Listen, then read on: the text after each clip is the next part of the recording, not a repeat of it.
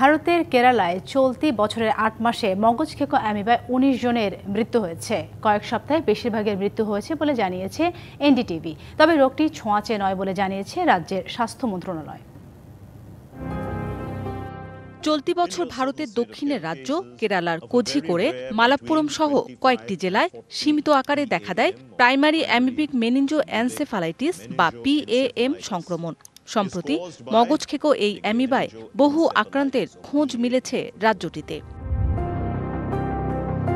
কেরালা সরকারের নথি বলছে এ রোগে আক্রান্ত হলে মাথা ব্যথা, জ্বর, বমি বা বমিভাব উপসর্গ দেখা দেয় ১ থেকে ৯ দিনের মধ্যে। অনেক ক্ষেত্রে কয়েক ঘন্টা থেকে ১-২ দিনেই পরিস্থিতি মারাত্মক হয়ে ওঠে। মগজক্ষেকো এই অ্যামিবা সরাসরি কেন্দ্রীয় স্নায়ুতন্ত্রে আঘাত করে। এতে মস্তিষ্কের টিস্যু ধ্বংস হয়ে যায়, তৈরি হয় তীব্র ফোলাভাব এবং বেশিরভাগ ক্ষেত্রেই মৃত্যু ঘটে। PAM খুবই বিরল রোগ, তবে এটা ছোঁয়াচে নয় বলেই জানিয়েছেন চিকিৎসকরা। শিয়া বাটার ও ভিটামিন ই সমৃদ্ধ লিলি বিউটি সোপ, তারুণ্যময় উজ্জ্বল ত্বকের জন্য। Remark, government medical college hospital. পুকুর, হ্রদের অ্যামিবাযুক্ত পানিতে সাঁতার, ডাইভিং বা গোসল করা ব্যক্তিদের আক্রান্ত হওয়ার ঝুঁকি বেশি থাকে।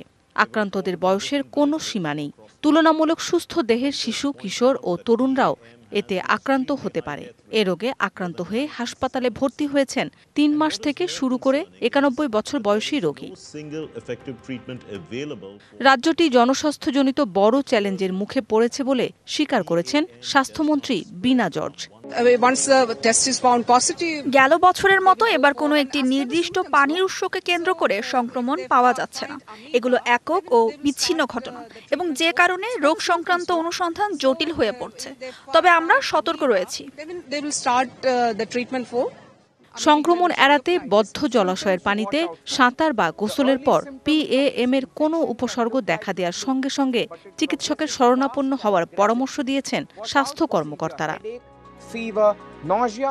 মৌসুমী শান্তা, DBC নিউজ ডেস্ক।